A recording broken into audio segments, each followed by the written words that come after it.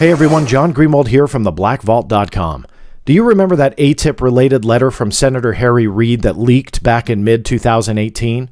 Now at first, it revealed that the then Senator Majority Leader Reid sought Special Access Program or SAP status for AATIP. Now AATIP's that Pentagon UFO study that we've heard so much about in the media in the last few years.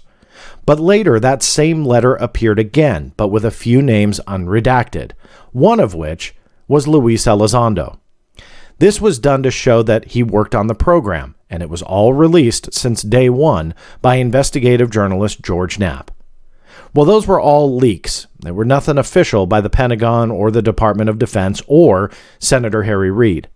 So I went through the Freedom of Information Act after the official release of not only that letter, which, by the way, I also aimed to see if the FOIA would reveal any more of the redacted names, but also I went after the response letter.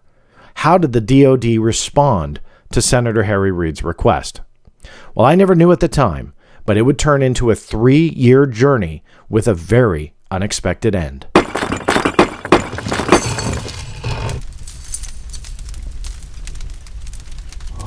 So what was that unexpected end? Why did it take a few years for a letter, which was only a couple pages long, to be released officially? Yeah, sometimes FOIA takes a little bit of time, but this was strange, and here's why. Here's the story. Now, as I said in the introduction, this letter appeared in 2018. It was leaked by George Knapp and appeared at the KLAS TV website, where you can see George reporting not only on television at the affiliate station there in Las Vegas, but also on the website as well. Matt Adams had co-wrote the article. Now, they had released in 2018 this 2009 letter. Now, this 2009 letter, written by Senator Harry Reid, here it is, essentially was seeking SAP status for the AATIP program. Now, what does that mean? Well, when a program gets SAP status, it essentially gives them access to things they normally wouldn't have. Now, we know that by the bid solicitation, they had top secret clearance. That was required for them to work on the OSAP contract. And this is where a little bit of the confusion is that really isn't settled, because there's 3 different versions on the association between OSAP, AATIP, and how they coincided with each other. Dr. Hal Puthoff says that AATIP was a nickname and it was OSAP. It was all OSAP. Luis Elizondo says, no, 2 wildly different programs. And even the other day on Twitter, really kind of hounded that fact, saying to not confuse him with working on OSAP, that it was his predecessor and not him. And then, of course, you have the U.S. government. The U.S. government says AATIP was the umbrella project, and OSAP was essentially the part of AATIP that was farmed out to the private sector. Well, whomever you want to believe, this letter aimed to get AATIP SAP status so it could access other pieces of information, other programs maybe. Whatever it might be, SAP status would allow them to essentially have more access to material to work with, whether that be physical material or documentation or videos or photos or whatever. That is what Harry Reid aimed to do. What we were told by the reporting, and I've no reason to doubt this, but what we were told through the reporting of George Knapp was that AATIP did not get SAP status. It was denied. But what was not in that article was the response. Was it by telephone? Was it via letter? What happened? Well, I figured since this had leaked out, there's no classification markings on it. It did not appear classified at all.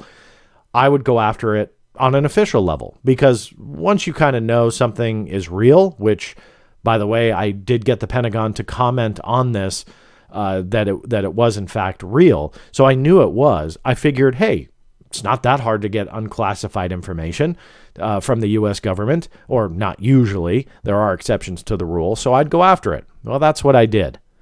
Little did I know that it would take quite a long time for them to get back to me. And in March of 2021, just a couple of months ago, what was very interesting was that it took that long, from 2018, so, well over 2.5 years from the publishing of it. The Department of Defense originally told me We have no records, meaning they couldn't find the letter that I had already given them, the letter that they had already confirmed through their spokesperson that was authentic. They said that they couldn't find it. Now, every red flag in my book went up at this point because they have already gone on the record authenticating it. How can you do that if you can't find the letter? Did they look at it on the internet and say, it looks real? I doubt that. So I appealed. And I said, look, your own spokesperson has told me this, and I reported on it. She's quoted. Here was the article that they authenticated the letter with. And of course, I know some of you don't like this aspect of it, but they also in the same statements had denied Luis Elizondo's involvement in the program, and the fact that Harry Reid's letter was authentic didn't change that. And that's what I was aiming for the Pentagon to do, was to change their stance. They did not. But that's where it originally came out. That was June 14th of 2019. So how did the spokesperson authenticate that letter? And that's a big question. If I were to make a guess, because they won't answer me on this, if I were to make a guess, it was because they saw it in their files. I mean, there's kind of no other way that a spokesperson would authenticate a document without actually finding it. As I already mentioned, everything came from anonymous sources. So when I got that no records response, I couldn't just pick up the phone and go, hey, XYZ, I know you gave this to George. DOD says they can't find it. Can you explain that? And I obviously couldn't do that because anonymously, that's how it is sourced. There's no names mentioned. I understand that. Media does that. For those who watch this channel know I don't really like anonymous sources a lot for this reason, because then I couldn't do anything. Yes, of course I could go to George Knapp, but journalistic integrity pretty much will protect his source. So George is not going to answer me about who it is or whatever. So, that's essentially a dead end. But what I didn't report on at the time, even though I filed the appeal, what I didn't report on at the time is I had done a bunch of background research on this letter, and the letter was like a ghost. What I didn't say in that article that I just showed you was that I had ample evidence in more than one way to show that letter potentially could have been either fake or not sent. And here's why. Even though the DOD gave me a no records response, there were a couple other things that were complete red flags to me prior to me getting the Pentagon statement. And I thought for a short time, and I'm sorry, it was just because the evidence was there, that potentially this letter was either never sent or potentially fake. And here's a couple reasons why. In congressional, when a member of Congress or Senate sends a letter like Reid did, there are very specific protocols that are set in place. Now, what happens when, let's say, Senator Harry Reid writes a letter and it is received by the Undersecretary of Defense, who it was addressed to, the Deputy Secretary of Defense, excuse me.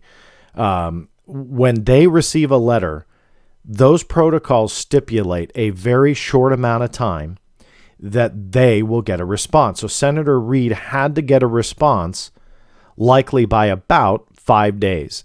And the manual, which in this case is labeled 5110.04, in it labels how long, when correspondence is received, the agency has to respond. So for example, Ministers of Defense, 5 days. Members of Congress, 5 days. Referrals from the White House, 6 days. From the President, Vice President, or the White House Chief of Staff, 1 day. So you can see they're probably important to the DOD. But this stipulates how long they had to respond. Before they do that, everything gets a control number. And that control number, which is a barcode, this is an example of it, is put on each and every piece of correspondence. That way they can track it. Even back in 2009, this was from a 2009 letter. The original letter that leaked out from Harry Reid is void of that. There is no control number. Now, these control numbers are then put into a log. Now, those logs will literally, and let me pull up a full log here. These logs will log every single piece of correspondence. This was the Freedom of Information Act request. Every piece of correspondence, who it comes from, the date it was, who it was addressed to, so Secretary of Defense, Deputy Secretary of Defense, and then essentially what the subject is, a brief synopsis of the letter. These logs existed well before 2009, but I had tried to receive the ones from, in this particular case, I went after 2007 and 2009. So I'll kind of scroll down here to 2009. Here's all the 2009 ones. And there's tons of them. I mean, look, this is how much Congress, this is all just 2009. This is how much they communicate with these agencies. I went through every line of the 2009 log where that Harry Reid letter should appear. It's gone. Doesn't exist. There's no letter referenced. There's nothing that talks about AATIP. I looked in 2007 too. The reason is obviously things started in 2007 with OSAP and AATIP. Obviously, then it started officially in 2008. But there were all sorts of rumors and stuff going back to 2007. So I was looking through anything to try and figure out what was going on here. And the letter, again, started to appear as it was a ghost because it was nowhere to be found. So these logs that are devoid of that also proved one other thing. Number one, the AATIP letter was gone. But number two, Harry Reid also wrote 2 other letters the exact same day. Exact same day, June 24th, 2009. This is not related to AATIP, but it was sent from Senator Harry Reid's office on the exact same day. You can see down, let me see if I can get a better shot of it so you guys can see it on the screen. Right here is the barcode that was put on the letter once it was received. Now, what is this? This is the response. This is the response signed by Robert Gates, also with a control number. You can see it down here. That control number matches this one, and you can match it in the log. So everything was done per that manual that I referenced to you. That's the log entry to the letter I just showed you. So letter, response, in the log. The second letter, oddly and vaguely labeled test, we're not really sure what that means. Although I have an open request still to this day for this letter, it was referred to the U.S. Air Force, which means it had nothing to do with AATIP. I also confirmed that it's not the AATIP letter. So I didn't feel I had to hold off on this story. It was confirmed not to be the same. And again, this is a completely different letter that was from the U.S. Air Force, which had nothing to do with Reid's letter. So you can see that he sent these 2 letters. But again, that AATIP one was a complete wash in the log. Now, that could just be a mistake. Maybe they didn't log it. Maybe they didn't barcode it, but it was in their files. Well, one of the other big things that happened was a FOIA request that I dug up from 2009, same year that the letter was written. Not a request by me. This was actually done by CBS News, a journalist by the name of Laura Strickler. She had gone after every piece of congressional correspondence sent in a certain time frame. Now, why is this important? Well, just as a stroke of luck, she actually hit the time frame that would have gotten Harry Reid's letter. Again, luck. She wasn't looking for anything AATIP related in 2009. AATIP was still ongoing at that point, and she wasn't doing a story on Harry Reid or AATIP or UFOs or anything. It was just, give me everything that Congress has sent you. So I dug up all the responsive records that were sent to her. You can actually fact check this yourself because it's all online now. Here is the Department of Defense reading room. You can track down her correspondence case number. I link it all in the article. But I looked through every single page. She was given 3 separate releases of all the congressional correspondence, and the AATIP letter was gone. It didn't exist. So here we now have another piece of evidence that for whatever reason, the DOD was actively either shielding the AATIP letter from the public, or again, before I got that Pentagon statement, this kind of revealed, hey, protocol's not being followed here. So that letter potentially could have been fake. But once I got that Pentagon statement, all this other stuff didn't make sense. The DOD no records response, the third piece of evidence of something fishy going on, didn't make sense. So I kept pushing for answers saying, look, your Pentagon spokesperson has confirmed that this is legitimate. So why can't I get the letter? Well, they reopened the case and finally found the letter, miraculously. Go figure. But all these other pieces of evidence I wanted responses to. Why wasn't it given an OSD control number? Why wasn't it released to a completely unrelated to AATIP FOIA request, which should have yielded that letter? And it was gone. The Pentagon spokesperson, Susan Goff, we hear about her a lot, saying she told me essentially this was going back to 2009. So she would try and get me answers, and but it was obviously quite a long time ago. I never got any official statements or explanations of why this letter was gone. What I concluded after the evidence, all of the evidence anyway, is that for whatever reason, it appeared that they have been covering up this letter since 2009. Why? It's not classified. We know that because there's no classified markings. None. But let's just say that George Knapp, from his source, got an original version. The original version, for whatever reason, didn't classify their letter properly. It was later determined classified, secret, top secret, whatever. Would that change anything? The answer is no. I dug up proof that even classified letters would appear in the congressional correspondence logs, proving that even if this was classified, that gives no excuse for any of the problems that we've had trying to authenticate this letter, even right up to the top secret level. You see that with T. S is secret. That's an unclassified one, and so on and so forth. So why? What is it about this letter that they've been trying to cover up well before the New York Times ever broke the story that AATIP existed?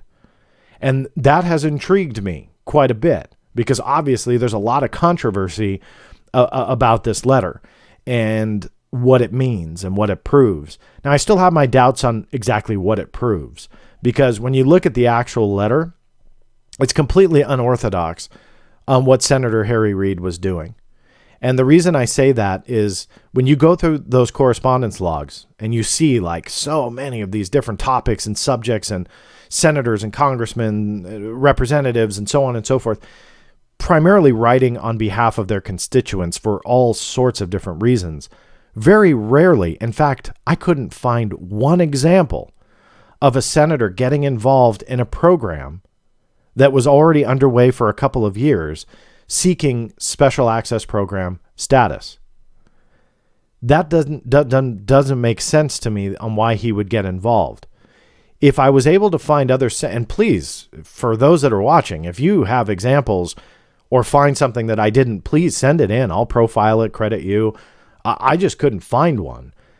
So it's unorthodox for someone like Reid or any senator to get involved in this, to create this request for special access program status. So one other thing that you'll notice from the letter to kind of support that is number one, kind of I would say he's using the wrong program names and acronyms. I know that I'm big on that, and mistakes happen, and some people don't care. But he's using essentially different acronyms, AATIP here, Advanced Aerospace Threat and Identification Program. Like, what is it about this program that there's so many variations of the name? And I'm sure I'm going to get hate mail and ridiculous comments on this YouTube video about bringing that up. But what is it about this program? I mean, you don't see that often where like no one can get the, program name right. I mean, even going back to when the story broke, Politico and the New York Times both had different names for what the program was. Why was that? If their sources were solid, you'd think that they would get that right. Again, That's such a controversial thing to bring up, and I'll get hate mail, but it is what it is. I want to know why. When these records start coming out, I want to see how it's really referred to, because even though I've got official confirmation, it was Advanced Aerospace Threat Identification Program. Why did Reid have his own variation? Why did New York Times report their own version, which matches the official one? So kudos to the New York Times. Why did Politico have a variation that said aviation? I'm not really sure. I really don't have an answer to that. And I'm interested in that minutia. I think that it is important on why there were variations there. But one of the other things you'll notice with Harry Reid's letter is that, and this actually is the controversy behind Luis Elizondo, the original leaked version did not have Dr. Hal Puthoff, nor did it have Special Agent Luis Elizondo, USDI, that's the Undersecretary of Defense for Intelligence. They were blacked out, and per the words of George Knapp did these redactions at the request of the anonymous source. Now, why would the anonymous source say take out Luis Elizondo or Hal Puthoff? I don't know the answer to that. I wish I did, but again, that's a journalistic integrity thing. I'm not going to hound for anonymous source reasoning from George Knapp, which is a silly thing to request. So this letter was re-released to essentially show that Luis Elizondo had worked on the AATIP program, and it was framed as proof that he was the director. A couple years ago, I made a video, which I still stand by. I mean, I've obviously have come a long way with speaking to Luis Elizondo and talking to him about his background. But regardless, I think that he would need to be on a list like this for any program. And the reason was his actual job title. And his actual job title was the Director of the National Program Special Management Staff, or the NPSMS. Now, why is that important? Well, a whole lot of people, including myself, had no idea what that was. The general public essentially doesn't either. This was the first time really that I think this office was really even bantered about in the public domain. Now, why am I bringing all of that up? Well, I immediately started researching what the NPSMS was, of which Elizondo was the director. It was on his resignation letter, and that's not disputed by the Pentagon. His AATIP work is, obviously, but not this title. And I dug up a court transcript from Khalid Sheikh Mohammed. Yes, that Khalid Sheikh Mohammed, KSM, the terrorist, the mastermind behind 9/11, and a vague reference to the NPSMS, and that they were the SAP access people, and that essentially when you are an attorney for someone like KSM, to get access to the information, which was highly sensitive, being the attorney, so you had a legal right to access that to give him a fair trial.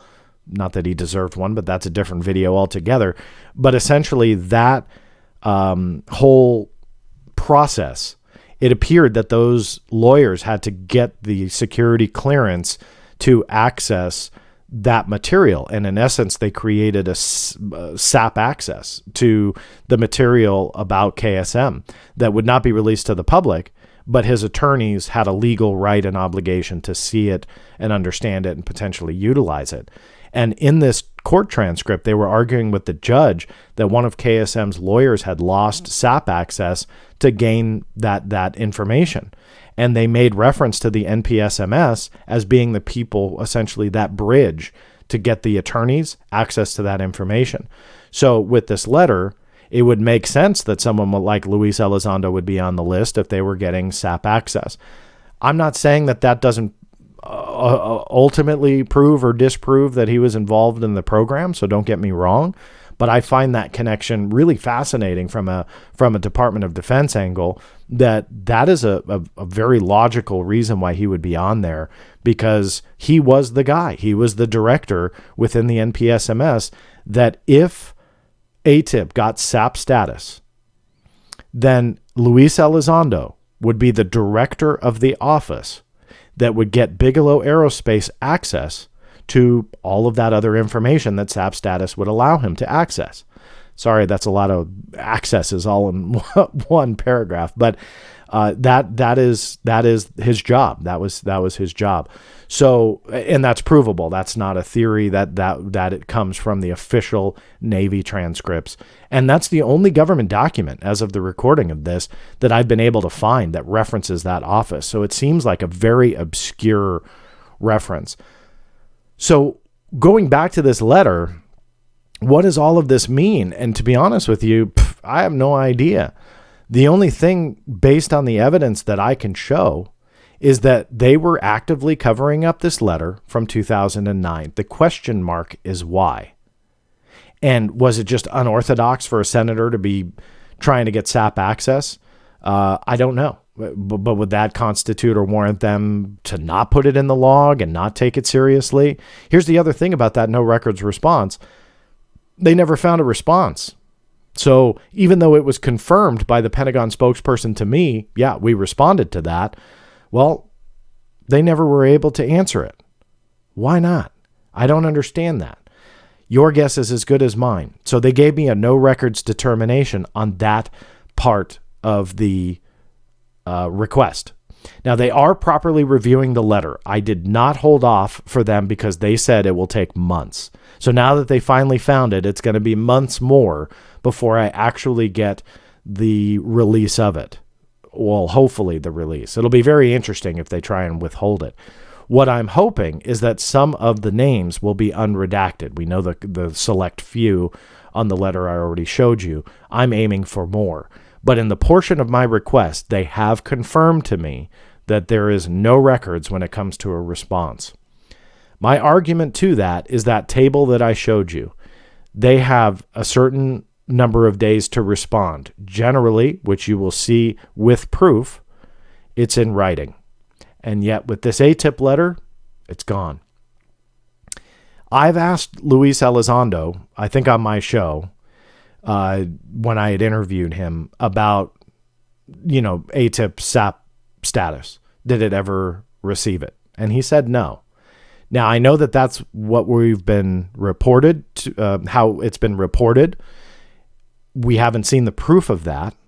Luis Elizondo says, no, it didn't. Who's to say that it didn't? And that's what's interesting about this, because that would actually pave the way for a lot of this other stuff to make sense. The lying, the backtracking on the side of the Pentagon, that is, because we can show that they backtracked. We can show that they had the letter, told me they didn't, then miraculously found it. Why is there so much secrecy being traced back to AATIP all the way to 2009? So this didn't start with the New York Times in 2017. This started, 8 years prior to them covering it up? There's no other way to put it. Are these all human errors? Maybe. Sure, we can chalk it up to that. I'd love to have somebody make that argument that it's all oopsies. But when you can prove that there are so many other letters, even those sent on the exact same day, that all had the protocol followed, all of which were unclassified letters, all of which came from Senator Harry Reid, all of which were properly followed except that AATIP letter. What's it all mean? I'll let you guys decide. Of course, I welcome your feedback. Please post it down there on this YouTube channel. I'm always eager to read your reactions to these videos, even though you may not agree with me. Be nice, and I'll always be nice back to you.